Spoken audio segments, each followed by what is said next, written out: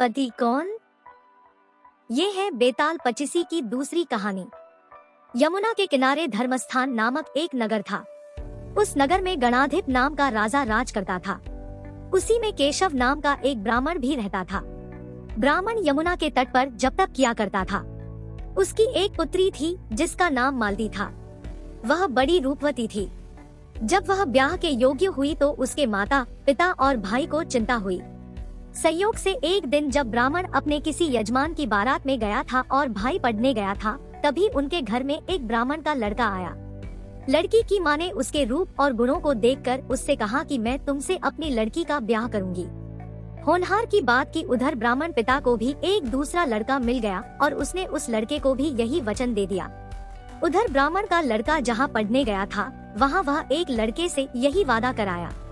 कुछ समय बाद बाप बेटे घर में इकट्ठे हुए तो देखते क्या है कि वहाँ एक तीसरा लड़का और मौजूद है। दो उनके साथ आए थे। अब क्या हो? ब्राह्मण, उसका लड़का और ब्राह्मणी बड़े सोच में पड़े। दैवयोग से हुआ क्या कि लड़की को सांप ने काट लिया और वह मर गई। उसके बाप, भाई और तीनों लड़कों ने बड़ी भागदौड़ की, जहर झाड़ने वालों को बुलाया, पर कोई नतीजा न निकला। सब अपनी अपनी करके चले गए। दुखी होकर वे उस लड़की को श्मशान में ले गए और क्रियाकर्म कराए। तीनों लड़कों में से एक ने तो उसकी हड्डियां चुन ली और फकीर बनकर जंगल में चला गया। दूसरे ने राख की गठरी बांधी और वहीं झोपड़ी डालकर रहने लगा।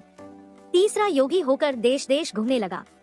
एक दिन की बात है, वह तीसरा लड़का घूमते घामते किसी नगर में पहुंचा और एक ब्राह्मणी के घर भोजन करने बैठा।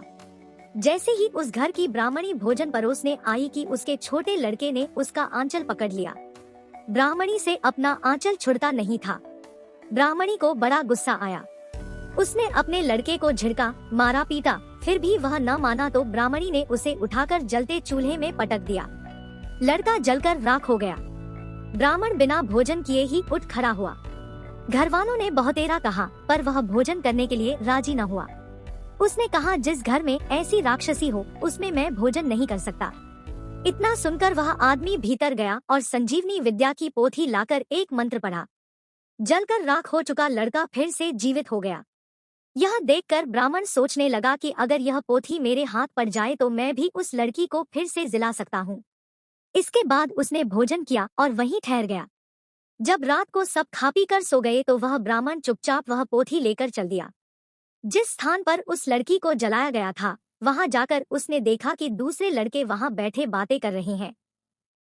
इस ब्राह्मण के यह कहने पर कि उसे संजीवनी विद्या की पोथी मिल गई है और वह मंत्र पढ़कर लड़की को जिला सकता है, उन दोनों ने हड्डियां और राख निकाली। ब्राह्मण ने जैसे ही मंत्र पढ़ा, वह लड़की जी उठी।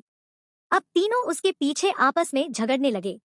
इतना कहकर बेताल बोला, राजा बताओ कि वह लड़की किसकी स्त्री होनी चाहिए? राजा ने जवाब दिया, जो वहां कुटिया बनाकर रहा उसकी। बेताल ने पूछा, क्यों? राजा बोला, जिसने हड्डियां रखी वह तो उसके बेटे के बराबर हुआ। जिसने विद्या सीखकर जीवनदान दिया वह बाप के बराबर हुआ। जो राख लेकर रमा रहा वही उसकी हकदार है। राजा का यह जवाब सुनकर बेताल फिर पेड़ पर जा लटका। राजा को फिर लौटना पड़ा और जब वह उसे लेकर चला तो बेताल ने तीसरी कहानी सुनाई। Please subscribe the channel. Thanks for watching. Have a good day.